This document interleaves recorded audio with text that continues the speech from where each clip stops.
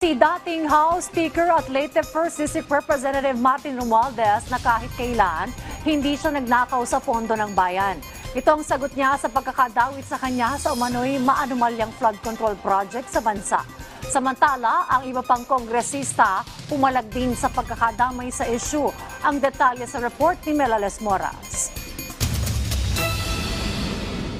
Mariing iginiit ni dating House Speaker at late First District Representative Martin Romualdez na kahit kailan hindi siya nagnakaw sa pondo ng bayan at lubos niyang ikinagulat ang pagkakadawit ng kanyang pangalan sa pagdinig ng Senate Blue Ribbon Committee. Ang naging akusasyon kay Romualdez, baga-bagahe umano ng maletang naglalaman ng pera mula sa flood control projects ang na-deliver sa kanyang bahay. Giit ng kongresista, imposibleng mangyari ito dahil ang tinukoy na bahay niya matagal nang nakasarado dahil nire-renovate hanggang ngayon simula pa noong January 2024. Malinaw na pamumulitika lamang umano ito at hindi niya hahayaang dungisan ni numan ang kanyang pangalan lalo pat kahit kailan hindi naman siya nakatanggap ng anumang kickback sa mga proyektong pang-infrastruktura. Nabanggit din sa Senate hearing si Benguet Representative Eric Goyap. Pero nanindigan din siya na hindi siya tumanggap o nag-deliver ng anumang pera na may kaugnayan sa flood control projects.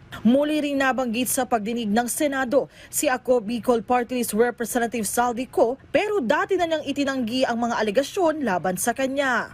Melales Moras para sa Pambansang TV sa Bagong Pilipinas.